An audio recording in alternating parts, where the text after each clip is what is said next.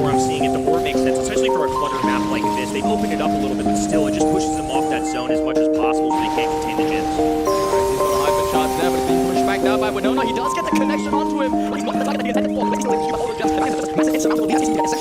want to make a comeback here. Don Carlos leads the charge here. He's got a hyper charge. He's going to be connecting onto Wesley, but no connections. No damage left. Top seed, and now they've got the gym count.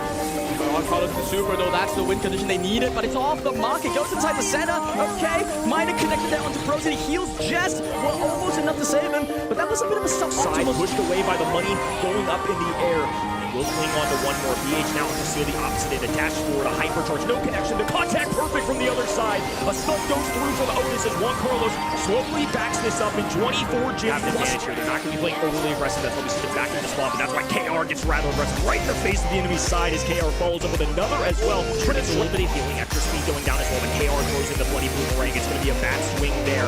Rosie barely hanging on, jumping in once again. The spider rings to stun him out though, but it's still BH getting the trade, and now in addition to 4 seconds left, the hypercharge down. Mortis is going to go straight for the RT, which is the worst possible. Doesn't have the super just yet. You see the hypercharge though on Winona. It is popped, and this is the blender of death. Plus Rosie in the back. Getting the calculators out. It's all about the math equation here.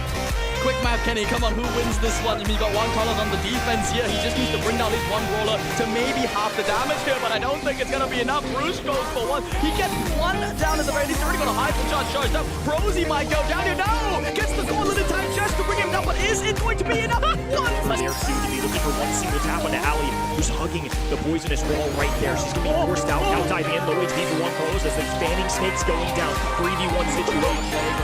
Momentarily on the right side, but he was scouted out. We see the jump there in the backline. Winona is still on the hunt onto that Juan Carlos. He's going to be getting one kill, but it's an easy trade for him. Now it's 2 versus 2.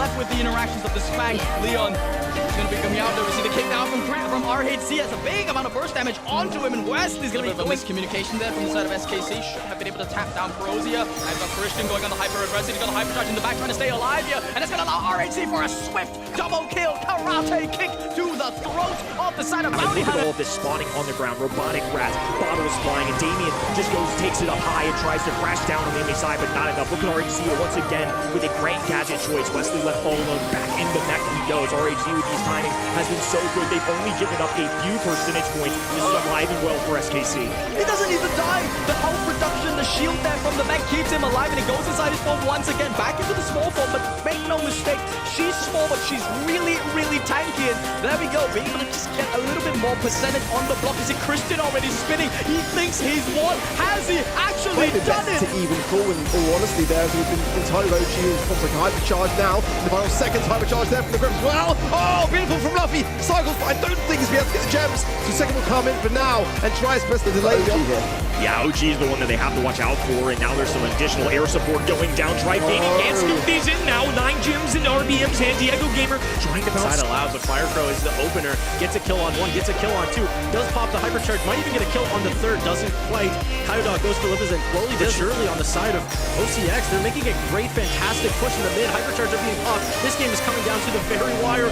3% on the side of Live. I think they were making the call that to potentially surprise and go in. There we go. The combo is online. He's going. The target is Adenio. It's an easy one. Satisfies a bit greedy, wants to go for more. Is it 2 to the 2 many though? The hot dog save that from Murillo is more than plenty to secure. The super online could be used for the vision there. Now we see Firecrow there. Beautiful supers there chained out there. Satisfied tries to do the same, but the timing is not. They've already had it there. Now is the timing for them to go in, but the hot dog combination is not going to be enough. Firecrow does manage to get down for one, but Kaiodog is on the hunt. He's going to go in for Fire. Murillo, that the piercing damage is going to be enough to secure this one, but no! A kill back in the direction of the Galaxy want to climb the entire map and escalate if they want a chance.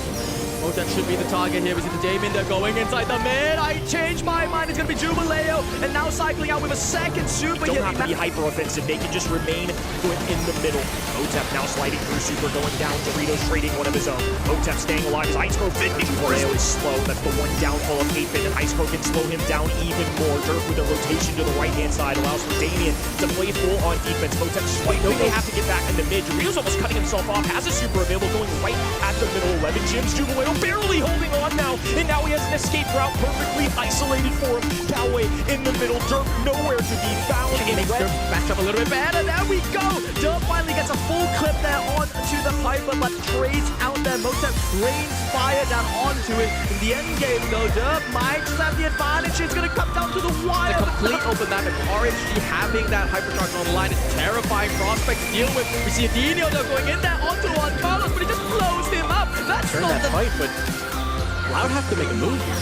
It's a nail by the finisher. Cardog that wants to redeem himself for that super, doesn't connect that, but it's zoning just Nevin on the other hand. Go REC, the grip is there to zone as well. Firecrew makes the play there, jumping, but he wasn't impervious in time. Adino now is going to be desperate there. Beautiful shoot with that throw. Firecrow going to be able to freeze up the entire team, but in a weird way somehow they just didn't have the damage. The Bull decided to leave them and just go for safe. Not going to be able to do enough damage, I don't think. But here comes the Lou Hypercharge.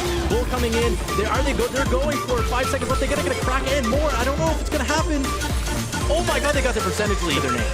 Yeah, total team wipe on the side of Loud and do this. And Firecrow just might be able to do it. One cycle of the super, and RNG's got 7 HP left. It's just a blunt boomerang that's needed to bring him down. The bounce shots tries to bounce in. They see Firecrow go in there.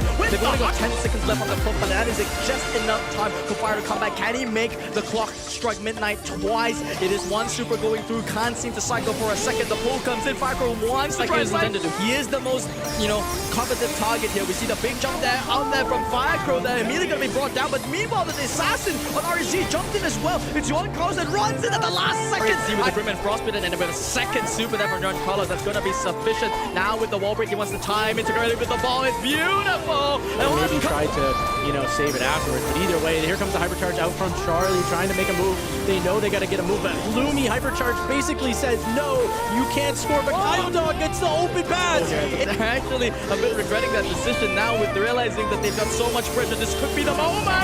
Grab the gems and looking like they're going to take the game. Are they going to get the kill? Drops the Meg Bomb, does get the kill, resets the countdown. They do have long enough, and they don't have enough gems to reset in the middle, so they need a kill at least on Jubileo and pick up that star, but most likely they need a kill on Meeple, and it's going to go down. They do get the reset once again. Hypercharge super out from Janet. They have the gem. Janet's not even going to back up immediately. He knows they have the time. Rush towards the ball, dragged under by Pekka. They need a kill, and they need it quick as now Raval rounds the corner. Golden with a pass forward. Pekka's going to pop out right on top of this ball. What a wipe back there. inside this game. It is all up to Motep. Is he going to be able to get any damage? They're blocking the save. He does get one shot, gets a super, and what is Stay that? alive inside this game. The pressure to make that play was so good, but now Jubileo is just getting super aggressive. Another Hypercharge going down. They open up this wall, but it builds a little bit of space for Pekka to dash forward. Ends using a super, and once again, the Hypercharge going through. Kawi stays alive, though. The heals from Motep go through. 2v2 Another situation, Hypercharge, by the way, from the Ruffs, Hypercharge super. If he gets his super, he's going to be able to make a play. There it comes out. Does he get any value? Gets a little bit, but maybe not enough. They're going in, though. They have the lead in percentage by 1. They need this kill. Both go down. It is a 1% game right now. It's literally going to be a race to the middle as Pekka now climbs up. Motep going to meet him there as well. A power up and a dog treat and a few percentage points separating these teams out. It's just a good counting, and Motep has the safety of his combat. So you see a Hypercharge there from Kawi as well. Chains up to a second. That's a full team wipe to Loud, and Red Cannons can easily scoop up all the spoils. Retreat home. Game number 1, Kawi was a non-factor. Game number 2, he is the reason why they are currently winning this game. As Dog extends, goes for the tap, not enough to get the takedown that they need though. 11 Jim still traveling off screen so far away.